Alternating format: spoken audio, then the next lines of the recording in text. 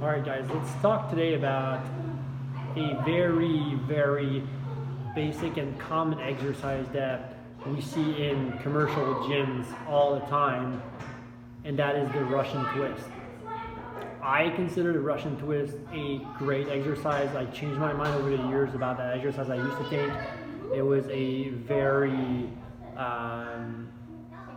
detrimental exercise and with very little benefits to it. But I actually changed my mind and now I think that it's a absolutely great exercise that will challenge you in different capacities and can yield great benefits into your workout. And we're going to talk today about how it's done, because the main issue that I see with Russian twist is the execution of it. I don't see a ton of people doing this right, and I've rarely seen anyone do this the proper way. So this is what we're going to talk today about, and I'll kind of talk about some of the benefits as we go through it. So the number one thing with the Russian twist is that it works your oblique muscles, right? That's one of the main function of it. It's to strengthen the oblique muscles. So this is one thing that I do like about it. It does work the obliques in a rotational pattern, which is important for sports performance, because there's a lot of rotation happening in different sports. It's very important, one, in many sports, to have good hip mobility and have the ability to create some rotation through the hips. But when we're talking about functional anatomy, it's also very important to engage the obliques properly, and that means that there's some rotation that's going to happen there also. So it does create that rotation with the Russian twist, and it's a very controlled movement and a very controlled environment when it's done right. So you'll see a lot of this in the gym. The feet are off the ground, and then the people are holding either a weight or a ball, and there's a lot of this going on. A lot of swinging, very uncontrolled movement, and that, in my opinion, defeats the purpose of the exercise in many different ways, on many different levels, because you're kind of like not getting a lot of benefits that you could if you did it properly. So, all right, so let's talk about how to do it properly, right? We want the feet on the ground, the knees together, and this is one part of the movement that's going to become important as we go through it, because if the knees come apart, we're not necessarily creating the rotation through the obliques, but then we're compensating by creating more range of motion by opening the knees, letting the knees flare out, and then getting that through the hips. And not that hip rotation is a bad thing, but if we're trying to target the obliques with this exercise, we don't want the hips to be doing the work. So knees together. We want a nice posture, nice and tall chest. So if you look at me from the side here, okay, again, my feet are on the ground. I'm leaning back just a little tad, making sure my posture is good. My arms are going to be in front of me. Another big mistake that people make a lot is the arms. Like they'll let the arms bend again to try to get more rotation, try to compensate with the elbows and the shoulders to get more rotation. But what we want is really to keep the arms straight, and we also want whatever you're holding in your hand. Like I have a 5-pound dumbbell right now, which I think is good, but you can also use a yoga block, like a foam block or something real small and real light. You don't want something too heavy, because you'll probably be compensating a lot if you don't. Like, you can challenge yourself with a little bit heavier weight when you get the movement down, but to get the movement down and get the proper range of motion is pretty challenging. So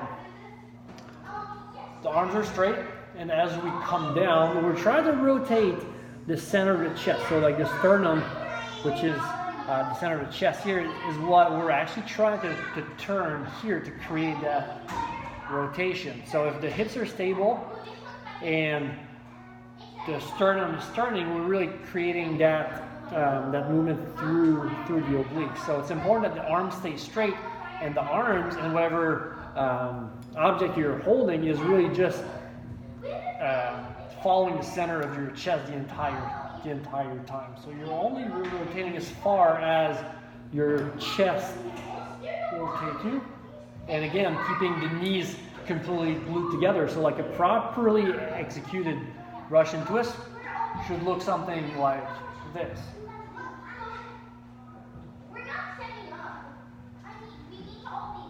And nice and controlled is very, very important.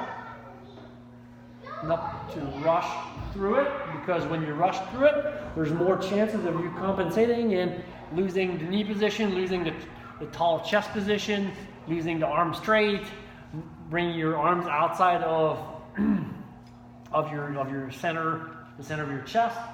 So from the side, it would look something like this, nice and tall, turning the chest. And then in terms of the range of motion, if we're able to maintain all these things, ideally what we try to achieve is where I'm sitting here, where my hips are on the ground, my butt's on the ground, you want to try to get to that point with your arm, and then making sure that the rotation happens through here and you're not just moving the arms in front of the body, because then the rotation is coming from the shoulder and it's not coming from the obliques. So another reason why I like this exercise so much is it works the obliques in a I'm not sure I should say full range of motion, but in a decently wide range of motion. But also you have some of the spine and thoracic part of the spine that has to rotate to make that movement happen. So you get a lot of thoracic mobility with this exercise, which is also great. Some people are concerned with the Russian twist, which I used to be, is the engagement of the hip flexors. You know, we're in that position here, and obviously the hip flexors are going to be doing a good amount of work to hold ourselves up in that position. And usually the rationale behind that is, people sit all day, their hip flexors are short, they're already tight, they're already too strong. We don't want to be working them out. We need to loosen them up and then really engage your glutes to really realign the pelvis, which has some value to it. But one thing I've talked a lot about in the past, and I keep bringing up, is there is a big difference between a muscle that is stiff or tight or short and a muscle that's strong. Those things are completely different. A muscle that is short or stiff does not mean that that muscle is automatically strong, and that's where a lot of people confuse or use those terms interchangeably. A lot of people, most of the people I see, athletes, general population as well, people have tight hip flexors, they do, but their hip flexors are also pretty darn weak. I have not seen many athletes, even high-level athletes, with really strong hip flexors. So those muscles do still need to get worked. So it's just important to balance things out. You don't want to be doing too much, because it can make the tightness and the shortness worse, but doesn't mean that you should completely stay away from working them. So just a little parentheses here on the hip flexors and with that movement. So again, works the obliques in a full range of motion. It's very controlled. It's a low level movement in the sense that it's very controlled. It should be fairly easy to perform. But man, I put a lot of athletes through this movement, and not a lot of them can do it right. Actually, almost none of them can perform the proper range of motion and get their hands all the way to hip level to the side. And I even have to check myself at times if I don't do it for a while, or if I neglect my rotational range of movement and T-spine and other areas, I start to lose it pretty quickly. So I need to check myself constantly to make sure that I have that range of motion, and same thing with my athletes. So hopefully that was helpful. Leave any comment if you have any, and hopefully that debunks some of the myths around the Russian twist, and you can actually give it a shot, and you'll see that it's a lot harder than it looks when it's performed the right way.